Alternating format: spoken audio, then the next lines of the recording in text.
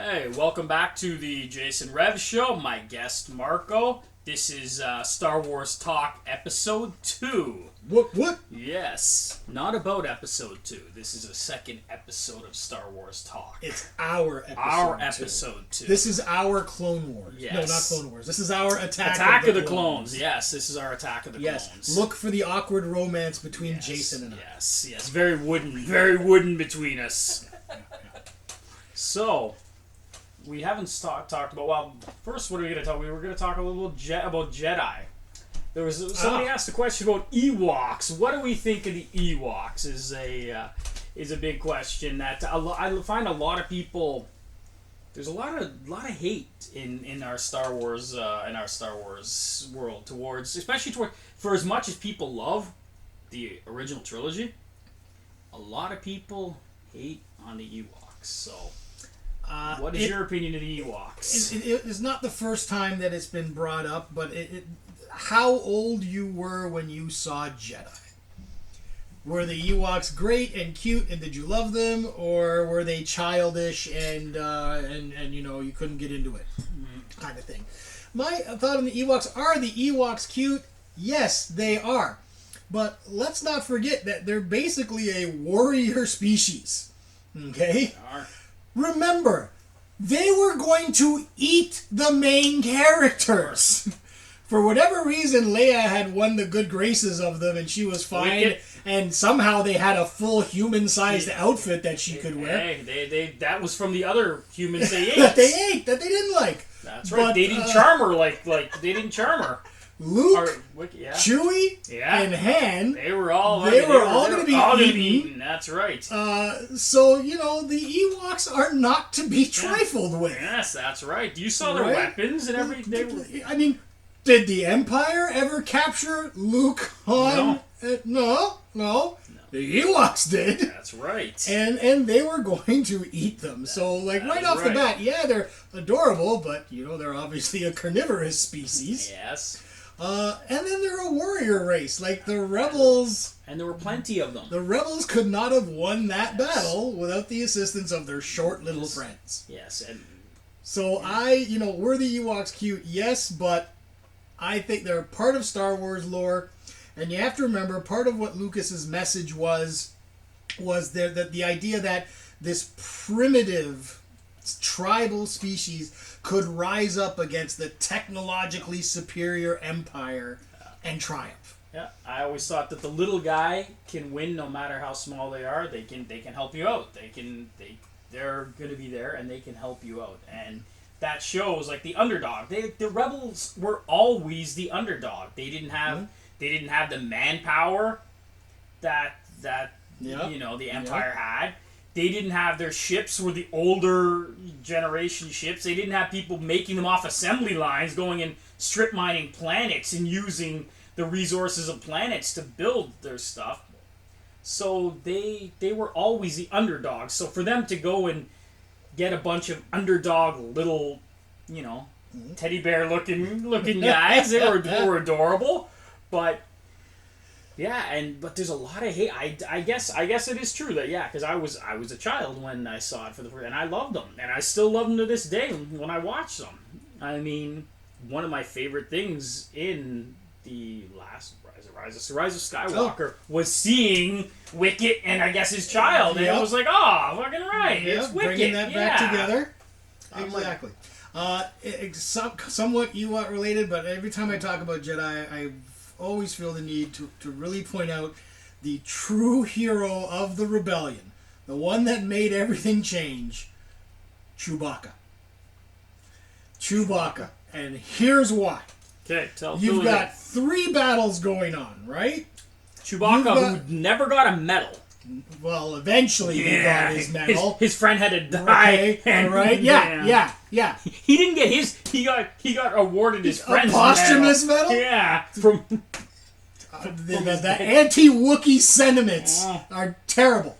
2021, we should do better. Yeah, they go and re-put things in all the films, but they still didn't give Chewie his medal. How hard would it be to Photoshop a medal on the poor guy? But so you've got the Rebels in space fighting. The 2 fleets are fighting, right? Death Star is fully operational, okay? They're taking out Rebel cruisers. The Rebels in space are going to lose, okay? They're not going to win that fight. They can't retreat. We're not going to get another chance at this general, but they are taking a pounding. Then you've got... we talking it's a trap? We're in Jedi, right? We're in Jedi. It's a trap! So that's the first battle going on in the final act. That's going Luke. Luke is in the throne then room. Then Luke in the throne watching. room. And while that's obviously like almost like the heart of the trilogy, and yes, if the Emperor is killed, that would affect the status of the Empire. But as far as that battle going on, they're not going to know that even if Luke kills the Emperor, they're not going to know that's not going to affect the guy, the Death Star gunner, who's blasting Mon Calamari cruisers out of the sky. He doesn't get a message. He doesn't get a beep and, oh, shit, it's over. Okay, guys, let me go get some food. Call it a day. Yeah. So that battle, while climactic, is not going to affect the outcome of what's going on, with the fate of the galaxy in the balance. Yeah. And then you've got the battle going on the forest moon of Endor, right? Yes. And the Rebels are losing. You know, the Palpatine reveals his hidden legion. Oh, yeah. Ewoks are dying. I knew you. Oh, they're so cute and cuddly. Yeah. They're dying. They're smoking charred bodies as they're pulling each other. Like and you got Palpatine, the ultimate puppet master, up there saying, "I know about your little rebel thing. Yeah, I know it will be. I know that you quite operational." And Lando, the shields. We're not getting a signal. Yeah. At that point, you realize not only is Palpatine like an evil genius and a mastermind, he's kind of a dick. He is. Because he's like, ooh. Yeah, he's like that guy that makes funny, while he's doing. It's like, dude, you really, you gotta be a dick about it. So all this is going on, but then what happens? Chewie swings Tarzan style, takes over a scout walker, turns the tide of the battle. He does. That allows the rebels to blow up the shield. It does. Which allows the rebels in space to attack the Death Star core. Yeah. Death Star goes boom. Because Han Solo tried to pick the lock there. He tried, it didn't work. Another door came down. He made it worse. Smuggler, yeah. R2 takes a shot, so R2's out of action. He can't help. 3PO can't do nothing but, be 3PO. Yeah. What are you gonna do? His cereal was good, and he had the C-3PO mask you could cut out there too. He pissed people off. I mean, I like 3PO, but yeah, there were times when you're like 3PO. Maybe you gotta learn. You gotta learn to shut up, dude. Yeah, the 3PO wasn't good on picking up social cues. He never learned that. No. He was the first socially awkward fucking droid in a movie, right? So yeah, I just always need to point out that everything that happens is because Chewbacca I agree. swings Chewbacca is the man. And commandeers a scout walker. Solo, Chewbacca saved I'm sure Chewbacca was the voice of reason why Han Solo turned around too. Oh. In a new way, you think about it. In A New Hope, Chewbacca was always the more compassionate one. Yeah. Han was the greedy, and because Han looks at Chewie at one point and he's like, I know what I'm doing. And Chewie's just giving him a look like, come on, there's something there's something bigger than us. Like there's something, like at that point in time. Remember how the Empire had us in that slave pit? That's right. Remember what they did to my planet? Mm-hmm. So, I guess I'm sure he nudged him a bit. The conscience. The conscience of the Millennium Falcon. But who gets the goddamn medal? Fucking Han Solo every time. So as far as Jedi, I know we were talking about the Ewoks, but I feel that's allowed. Duty that is okay. to give Chewbacca that his is props. why we do these things, so that we can Chewbacca needs to get his props. Yes, absolutely. Yes, the next topic we got to get into is the topic that stars this little guy right here. Mandalorian. Look at him, the Mandalorian. Oh, look at how adorable he is. Little egg-eating little guy. How adorable he is. Oh. Mandalorian really sort of changed the landscape for Star Wars. It, I think from a fan point of view, it struck chords that maybe hadn't been really hit with the sequel trilogy. I think Mandalorian brought Star Wars back. It has its detractors. There are people that don't like I'm shocked. I see a lot of YouTubers. I mean, there's a lot. Let's just say this about the Star Wars fandom. There's a lot of negativity. True. There's a lot of negativity. So that being said, but the Mandalorian, I haven't heard many people say they hate it. But a lot of people are like, yeah, like I've seen that, and I don't know if it's the too cool for school. People are just trying to be like, okay, is cool. There a formula to it? And that's one of the criticisms I've heard. It's like, yeah, every episode they go to a planet, someone there needs his help, and they'll help him if he helps them. Yeah, but and then things happen, things blow up, and he gets whatever the next. He gets the piece to go on to the next. It's like a game. It's like he has to go on to the next boss to get. And it repeats. Okay, yeah, I can see that somewhat, but I still thought every episode added something new.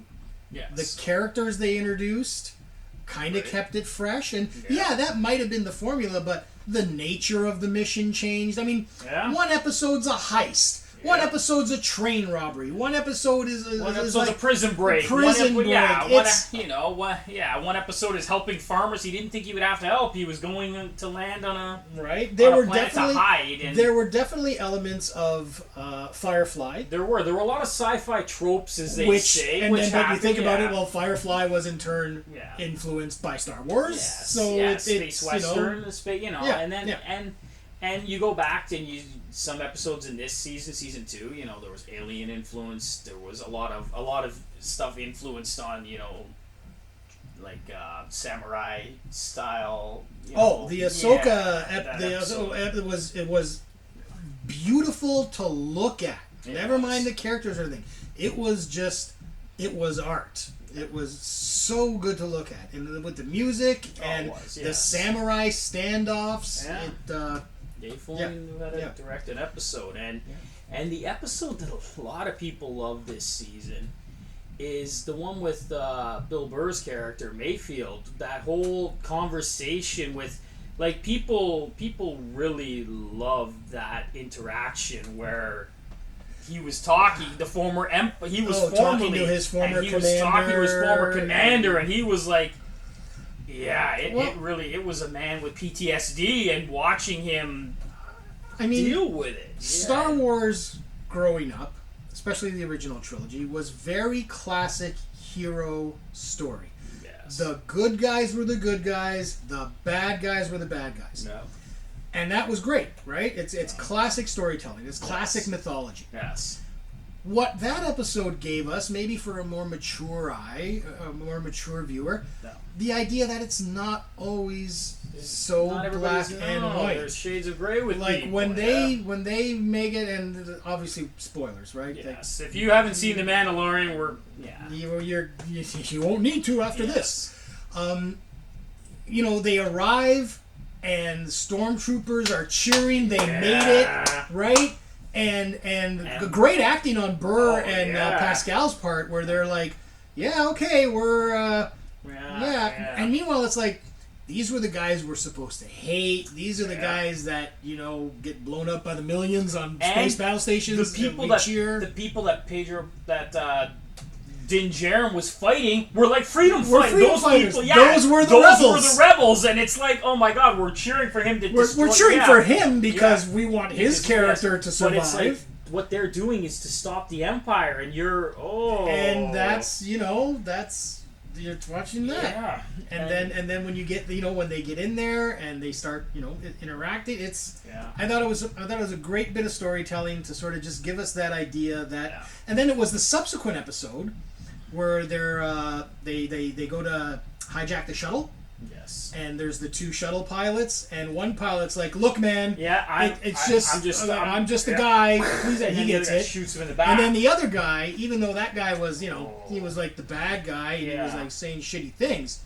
But there was that one line where he's like, how many millions of people died on those battle stations? Right. Takes us back to the whole Clerks thing, right? The contractors on Death Star 2. But just that idea of, for the sake of your side, which is the side of righteousness, millions killed. I'm not arguing pro or con, but I'm just saying to give a little bit of dimension to that part of the story. Yeah, and then he lose. You know what? Any sympathy he was gonna gain from people, he lost it when he shit talked blowing up Alderaan. Yeah. Well, yeah. Hey, nice tear tattoo. That's when you're like, oh, I was there. And now you're an asshole. Yeah, now you're an asshole because you're taunting for blowing up. You know, Yeah.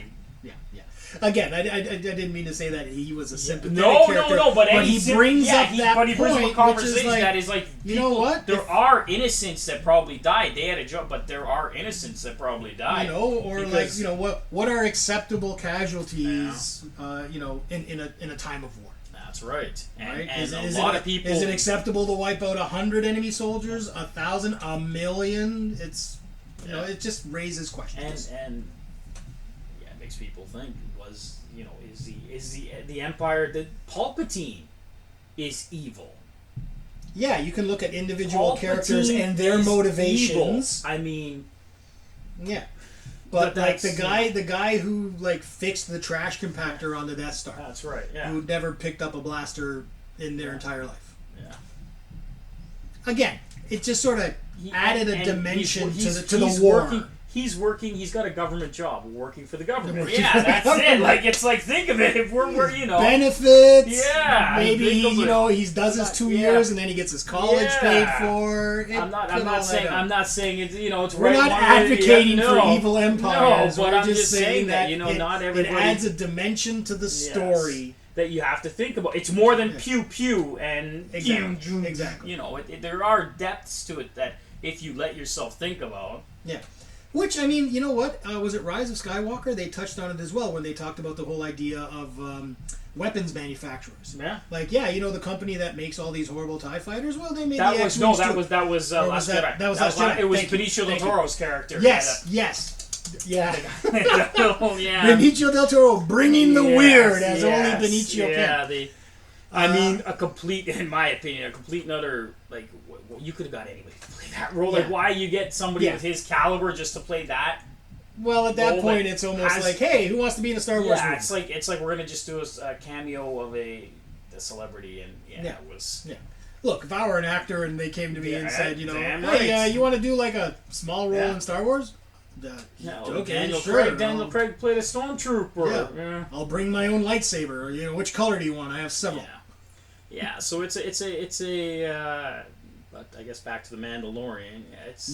It is great. Yeah, it's a great show. It's great. It's a great show. It's nominated for best television show at the Revies. Revies streaming show at the Revies. It is one of the nominees. But that's just a little plug for the Revies that are going to be coming out soon and next month. If you have the opportunity, vote. Yes. If you want to find out how to vote, contact me. I will certainly make you part of the Academy. That's enough of my pitching for that. But yes, The Mandalorian, they had a great show, well done, well acted, great directors, great cast, great music. Oh, Ludwig needs more credit. He does. He gave it a personality. Oh yeah, dude. That ending credit music is. I just bought my thing. Well, I can watch those art pieces right to the end of the credits. I just bobbed my head along with it. Right? Yeah, it's great. It's Star Wars, but it has its very unique personality. Yeah. But it's not so far removed from John Williams stuff. I mean, it's not the orchestra, but it's not so far removed that it's not, and it's a completely different universe. Yeah. And let's go on. Yeah.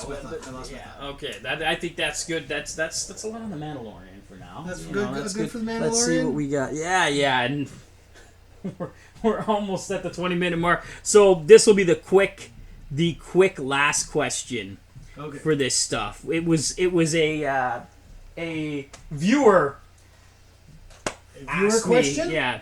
He asked me this: if you could be any type of character in Star Wars during any era, who and what would you be? So, are we talking about which existing character would I be? No. If I were to create a character, if you were to create a character, if you were to be, Oh, okay. So yeah. what kind of character would I be? Who would I want to be? Yes. Wow. I mean, what is it about Star Wars that I love? Right. Yeah.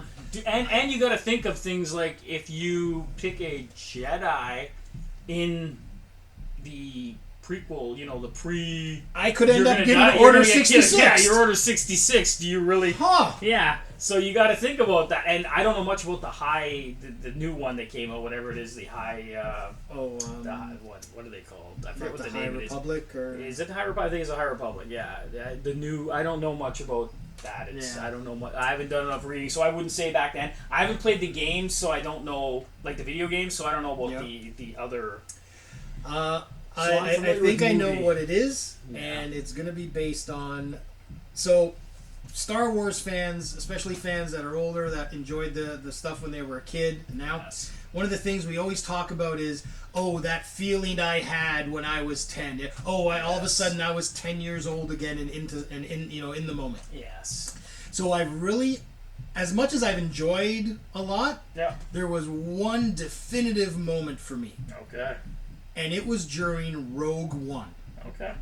Okay? Yes. It was during Rogue One. And it was in that final act when there's the shield station in space. And the rebels are as usual, the rebels are getting their ass kicked on the ground. They are. Okay? And then all of a sudden, the X-Wings show up. Yes. And that music kicks in.